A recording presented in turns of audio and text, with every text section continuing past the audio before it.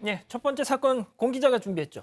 예, 맞습니다. 어제 열린 인천 을왕리 벤츠 음주운전 사고 두 번째 재판 내용 준비했는데요. 이 사건 다들 기억하실 텐데 지난 9월 인천 을왕리 해수욕장 인근 도로에서 음주운전을 한 벤츠가 마주오던 치킨 배달 오토바이를 치어서 50대 가장이 숨진 사건입니다. 어제 있었던 재판에 운전자와 동승자, 이 가해자 2명이 나왔는데 이 가해자들의 법정 진술이 많이 엇갈렸습니다. 운전자였던 30대 여성은 이제 동승자가 본인에게 음주운전을 시켰다고 주장한 반면 동승자인 남성은 나는 그냥 음주운전을 방조했을 뿐이지 내가 시켰던 적 없다. 그리고 난 술 취해 기억나지 않는다. 이렇게 맞섰습니다. 그렇군요.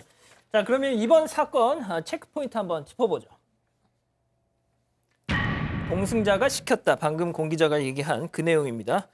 자, 일단 그 운전자가 이렇게 주장을 한 건데, 자, 이 사고 당시 그 상황까지 본인이 이렇게 상세히 막 이렇게 기억을 되살렸다고요? 네, 법정에서 이제 이야기를 한 건데, 이 먼저 이제 동승자의 변호인의 질문에 대해서 이제 대답을 한 겁니다. 이 운전자가 동승자가 운전하라고 시킨 사실이 있느냐 이렇게 동승자의 변호인이 운전자에게 물었습니다. 그랬더니 그렇다 이렇게 말을 했고, 그런 말을 언제 한 거냐 이렇게 질문을 하니까 차 안에서 들었다. 이렇게 대답을 했던 겁니다. 그리고 이 오토바이 사망 사고를 내기까지 과정도 설명을 했습니다.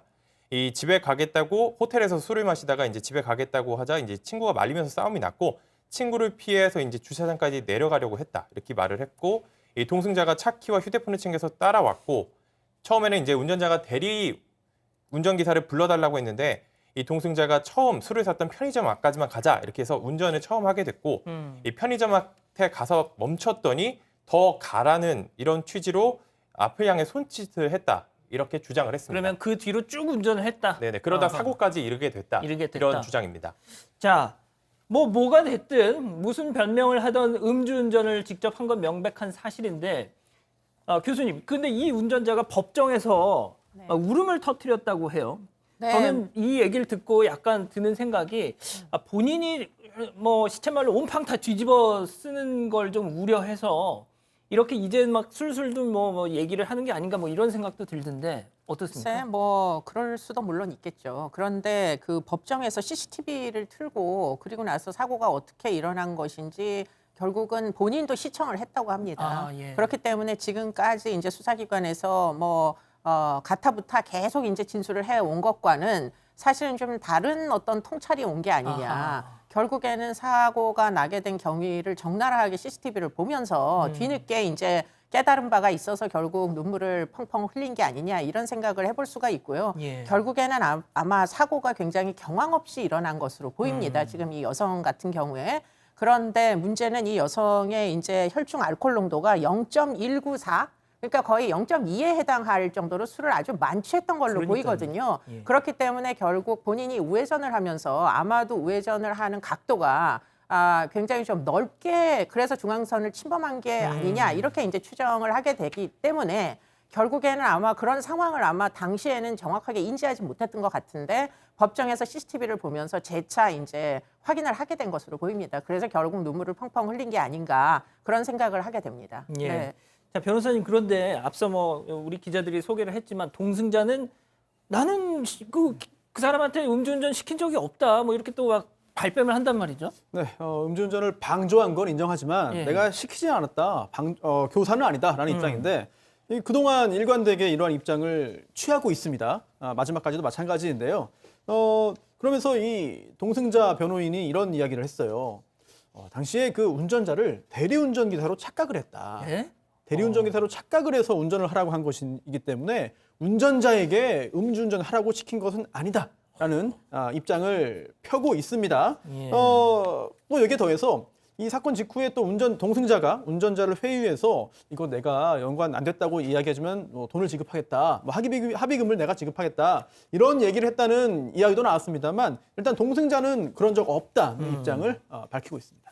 아니, 그런데 그냥 뭐 자기 뭐 차량이 부서지는 그런 사고로 끝났으면 상관이 없는데 뭐가 됐든 그 치킨 배달을 하시던 50대 가장이 그렇죠. 정말 목숨을 잃으셨잖아요. 그게 정말 이 가슴 아픈 대목인 건데, 자, 그 재판을 지켜보던 유족들의 심정 정말 이루 말할 수가 있겠습니까? 자, 그런데 어제 그분들 유족들이 진정한 사과가 없으면 합의도 없다. 뭐 확실히 쐐기를 박으셨다고요? 네, 맞습니다. 어제 이제 법정에 유족은 아니고 이제 유족 측 변호인 2명이 나왔는데요. 이제 법 재판 중에 판사가 피해자 측 변호인에게 혹시 합의할 여지 있냐, 합의할 생각 있냐고 묻자 변호인들은 동승자의 주장을 들어보니 동승자가 본인의 잘못을 전혀 인정하고 있지 않다. 진정한 사과와 사과죄가 전제되지 않으면 피해자 측에서 합의는 절대 없다. 이렇게 단호히 선을 그었다고 합니다. 또 저희가 이제 사건 반장에서도 소개해드린 내용이긴 한데 이 동승자는 앞서 유족에게 합의를 종용하기도 했던 것으로 이렇게 밝혀졌습니다. 그렇죠. 또 이제 처음에는 유족 측 변호사 사무실에 연락을 해서 이 합의를 하려고 했지만 뜻대로 되지 않자 이 밤에 직접 찾아가기도 그래요. 했다고 찾아갔죠. 그런 소식을 저희가 말씀도 드렸었는데 그러면서 그때 그뿐만 아니라 그 유족에게 찾아가는 것뿐만 아니라 그 근처에 사는 지인에게까지 찾아가서 다리를 놓아주면은 우리가 이제 살해를 하겠다 이런 말까지 나왔기 때문에 그 당시에도 좀 논란이 됐던 그런 사안입니다. 자, 혐의는 부인하면서 계속 합의에만 목매는 이 동승자의 태도.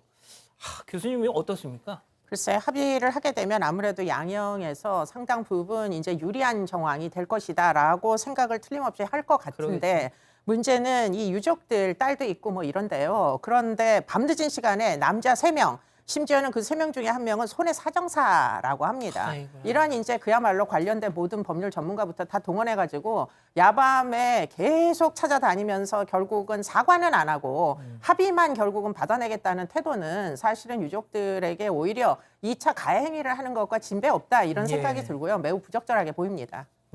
자, 변호사님 마지막으로 좀 여쭐게요. 자, 지금까지 이런 재판정에서 벌어지는 모습, 제가 그랬대요, 얘가 그랬대요 하면서 네. 서로 이렇게 막 이 폭탄 돌리기 하는 듯한 모습.